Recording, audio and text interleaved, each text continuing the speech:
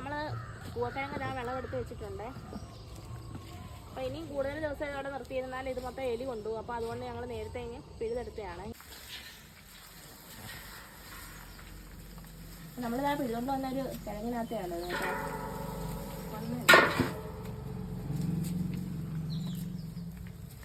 ഇതുപോലെ ഇനിയും കുറേ പാത്രത്തിലുണ്ട്. അതൊക്കെ നമ്മൾ കുറച്ച് എടുത്താണ് ചെയ്യുന്നത് വേണ്ടിയിട്ട്. ഇനി ബാക്കിയും കൂടെ ഒക്കെ എടുത്തിട്ട് മിക്സിക്കകത്ത് പറ്റുവാണെങ്കിൽ മിക്സിക്കകത്ത് എടുക്കാം, അല്ലെങ്കിൽ പിന്നെ കൊണ്ടുപോയി ചതച്ചെടുക്കണം.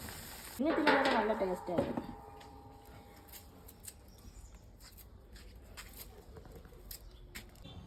മില്ലിൽ ചതച്ചുകൊണ്ട് വന്നിട്ടുണ്ട്. അപ്പോൾ രാവിലെ നമ്മളത് നന്നായിട്ട് വൃത്തിയാക്കി തൊലിയൊക്കെ കളഞ്ഞ് ചെറിയ പീസാക്കി വെച്ചിട്ടുണ്ടായിരുന്നു.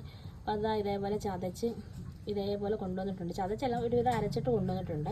ഇനി നമ്മളിത് നന്നായിട്ട് ഞെരടി പിഴിഞ്ഞ് അതിൻ്റെ കൊന്ത് മാറ്റിയിട്ട് ഇത് അരിച്ചെടുക്കണം. അരിച്ചെടുക്കുന്ന ആ അടിയിലടിയുന്ന പൊടിയാണ് നമ്മൾ പിന്നെ കൂവപ്പൊടിയായിട്ട് ഉപയോഗിക്കുന്നത്. അപ്പം ഇതാ വെള്ളത്തുണി ഒരു പാത്രത്തിൽ വെച്ചിട്ടുണ്ട്. നമ്മൾ ഇതിനകത്തോട്ട് കുറച്ച് നമ്മൾ ഒഴിച്ചു കൊടുക്കും. ഇതിൻ്റെ പ്രോസസ്സിംഗ് ഒക്കെ ഇച്ചിരി പാടാണ് കേട്ടോ. അപ്പോൾ ഒറിജിനൽ കൂവപ്പൊടിയൊക്കെ നമ്മളിങ്ങനെ ചെയ്തെടുക്കുന്നത് ഇച്ചിരി ഉള്ള കാര്യമാണ്. എങ്കിലും പക്ഷെ നമുക്ക് നല്ല കൂവപ്പൊടി എന്നാലും കിട്ടുമല്ലോ. നമ്മളിതേപോലെ ഇനി ഇത് കോരി ഒഴിക്കുകയാണ്.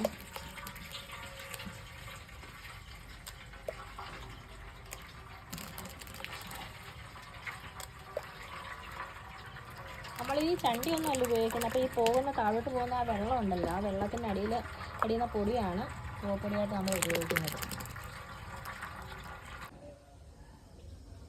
അപ്പോൾ നമ്മുടെ കൂവപ്പൊടി ചതച്ചുകൊണ്ട് വന്നതേ നമ്മൾ തുണിക്കകത്തിട്ടത് ഇതേപോലെ അരിച്ച് വെച്ചിട്ടുണ്ട് കേട്ടോ. അപ്പോൾ ഇത് ഇനി കുറേ നേരം കഴിയുമ്പോഴത്തേക്ക് ഇതിൻ്റെ നൂറെല്ലാം താഴെ അടിക്കും. അടിഞ്ഞ് കഴിയുമ്പോൾ നമ്മളിത് ഈ ആദ്യത്തെ വെള്ളം ഊറ്റിക്കളയും, വീണ്ടും വെള്ളം ഒഴിച്ച് വെക്കും. അങ്ങനെ 3 വെള്ളം ഊറ്റിക്കളയും. എന്നിട്ട് നമ്മൾ ഒരു തുണിക്കകത്ത് കെട്ടി വെച്ചിട്ടാണ് ഉണക്കിയെടുക്കുന്നത്. അപ്പോൾ ഇന്നലെ നമ്മളേ ചതച്ചുകൊണ്ട് വന്ന കൂവപ്പൊടി നമ്മളത് അതിൻ്റെ 100ആണിത്. അപ്പോൾ ഇത് നമ്മൾ കുറേ വെള്ളം ഇങ്ങനെ 3 വെള്ളം മാറി മാറി ഒഴിച്ച് ഇതേപോലെ സെറ്റാക്കി എടുത്തതാണ് കേട്ടോ. നമുക്കിത് ഇനി വെയിൽ തുടങ്ങാം.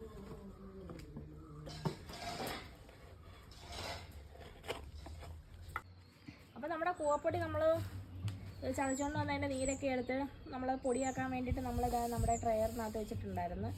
അപ്പോൾ നമ്മുടെ ഇത് UV ഷീറ്റ് കൊണ്ടുള്ള ചെറിയൊരു കൂടാരമാണിത്. ഇതിനകത്ത് വെച്ച് കഴിഞ്ഞാൽ വേറെ കിളികളോ ഒന്നും എടുക്കത്തൊന്നുമില്ല. ഇത് പെട്ടെന്ന് ഉണങ്ങുകയും ചെയ്യും. അപ്പം അങ്ങനെയാണ് ഞാനിത് ഉണക്കിയെടുത്തത്. അപ്പം നമ്മുടെ കൂവപ്പൊടി കുറച്ച് ഞാനിതിനകത്ത് വെച്ചിട്ടുണ്ടായിരുന്നത് അതിന് മുമ്പൊക്കെ നമ്മൾ ചെയ്തെടുത്തതാണ്. അപ്പോൾ ഇത് ഓരോ ദിവസവും നമ്മൾ കുറച്ച് എടുത്തിട്ടാണ് ചെയ്യുന്നത്.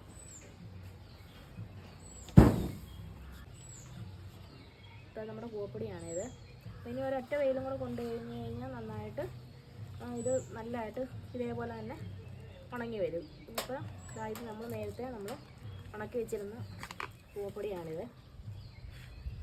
കൂവപ്പൊടിയിൽ പായസം വെക്കാനും കുഞ്ഞുങ്ങൾക്ക് കുറുക്കി കുടിക്കാനും നമുക്ക് കുറുക്കി കുടിക്കാനും ഒക്കെ ഒരു ഹെൽത്തി ആയിട്ടുള്ളൊരു ഫുഡാണ് നമ്മുടെ കൂവപ്പൊടി കൊണ്ടുള്ള കൂവപ്പൊടി കൊണ്ടുണ്ടാക്കുന്ന എല്ലാ ഫുഡും നല്ല ടേസ്റ്റുമാണ്. അതേപോലെ നമുക്ക് കഴിക്കാനായിട്ടും നമ്മുടെ ശരീരത്തിന് വളരെ തണുപ്പ് ലഭിക്കുന്ന ഒന്നാണ് നമ്മുടെ കൂവപ്പൊടി. നമ്മൾ കൂവപ്പൊടി ഇത്രയും ഉണക്കി ഇതാക്കി വെച്ചിട്ടുണ്ട് കേട്ടോ.